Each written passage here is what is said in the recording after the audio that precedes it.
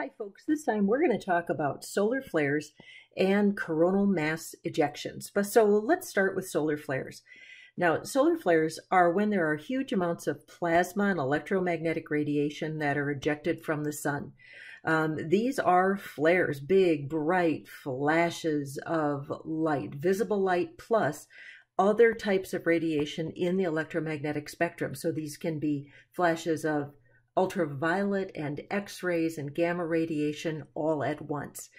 CMEs, coronal mass ejections, and solar flares can come with each other, and they can each come independently.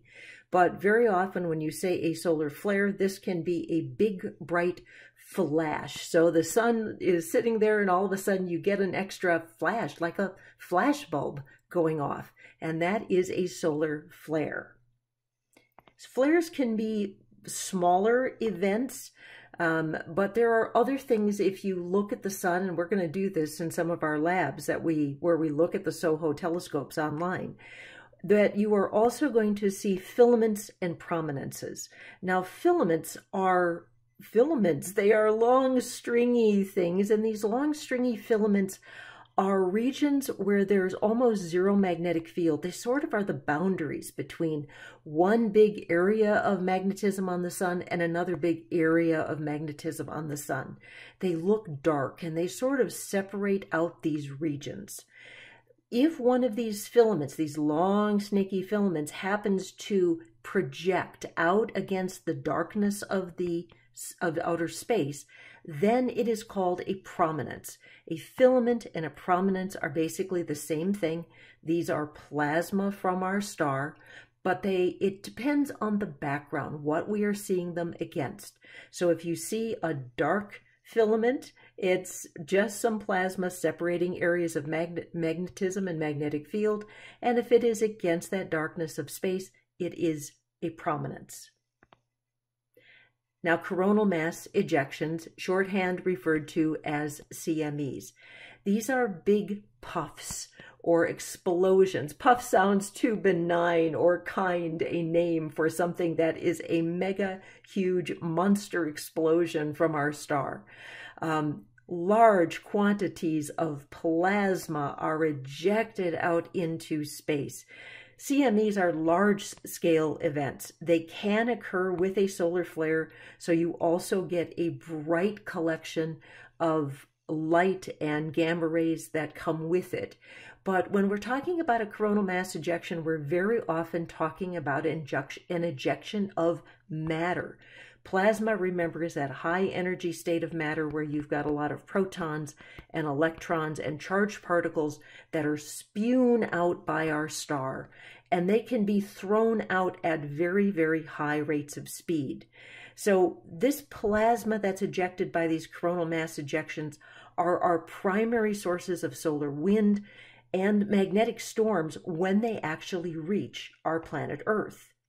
Here's a collection or montage of photos from the SOHO LASCO telescopes, one after another, showing these coronal mass ejections as they erupt and grow from something quite small to something quite big. And I hope as we go through looking at the solar telescopes that you get a chance to see one of these. When one of these coronal mass ejections occurs, most of the time you and I are protected here on planet Earth because of the fact that the solar system is large and we are small. And that big sky theory has protected us through many, many of these. So if the sun produces or spews out a lot of stuff in many, many directions, odds of it hitting us are not good because we are so tiny. But if it happens to be aiming directly at us, then we have to be protected by Earth's magnetic field and Earth's magnetosphere and those Van Allen belts that protect and wrap all the way around us. Now, some of that magnetic material, some of that charged particles will ride those magnetic field lines and interact with the Earth. And if those CMEs are large enough and enough particulate matter is thrown at the planet, then some of those particles will get through. Electromagnetic radiation like light, X-rays, gamma rays are not going to be prevented or blocked by the Earth's magnetic field. Those will get through, and those are going to have an effect on radio transmissions, power grids, and auroras. So let's talk about those situations. When those particles actually hit the Earth's magnetic field, and this picture is definitely not to scale, when we get this particulate matter that hits our magnetic field, a lot of it is going to be passed around by our wonderful magnetosphere. But some of it will ride those field lines down and come in where those field lines cross our atmosphere, and we will get those aurora ovals at the northern and southern ends of our planet. When those particles actually cross through our atmosphere, we will get these beautiful, beautiful auroras, because those gases, oxygen and nitrogen, will be energized and we'll get these beautiful colors. One of the other things that can occur with flares and CMEs is you will get disruptions in radio and television transmissions. This material that's flying through space, so are all of the electromagnetic waves that are transmissions of everything from cell phone signals, satellite signals, GPS signals, and good old-fashioned FM, AM radio signals. And as those are going through the space around our planet, if you have high energy material, whether that just be radio waves or particulates from CMEs, so we're talking about protons and electrons, that can disrupt what's going on. So big solar storms can mess with your ability to just get a good cell signal. Now that, most of the time that's not life or death for you to get a cell signal. It can be a really big deal if you start talking about GPS and you're navigating a plane in space, or you are trying to have a something else that has to deal with navigation and safety. Because of these particles coming in, it can also create high electric currents in things down pipelines and things down power lines. You get a lot of electric current that is generated. And this has been known to mess with the power grids on planet Earth. One of the most notable ones in recent history was back in 1989 in Canada and the northeastern part of the United States. There was a solar storm, a flare and CME did strike the Earth. The only part of the country that got a direct hit, or North America that got a direct hit, was this corner of North America.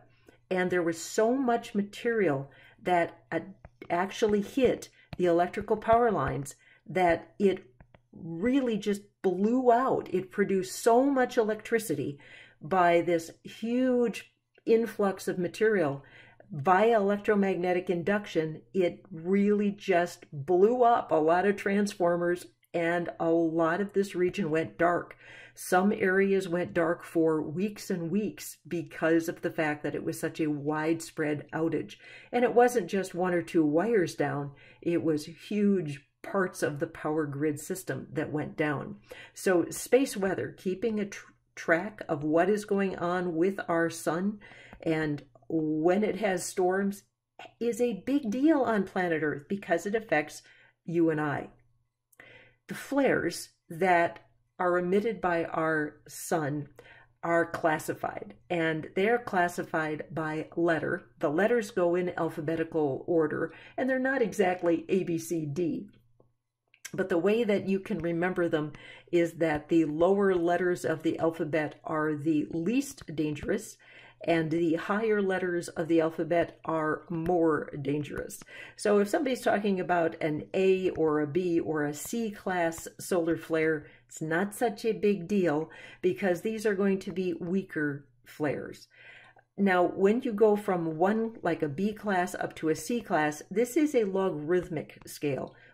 These are unusual scales, but you've heard of some of them. pH in chemistry, the Richter scale in when you're talking about earthquakes is another one of these logarithmic scales.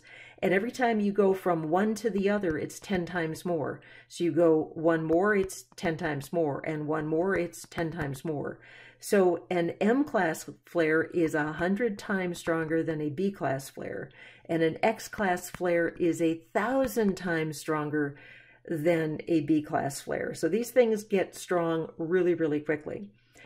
By the time you're up to an X-class flare that might hit the Earth, we're talking about major radio disruption, power grids that could be destroyed, major auroras, and if you happen to be flying in a jetliner at very high altitudes, 30, 40,000 feet, it has been known to ground commercial air traffic in some parts of the world until that flare has passed, because the radiation exposure to airline passengers is just too extreme. So space weather is a big deal. What our sun does is a big deal, and it does impact you and I. So I've got a couple of videos I'm going to ask you to watch to get a little bit more background information. Have a super time with it, and we will talk to you later.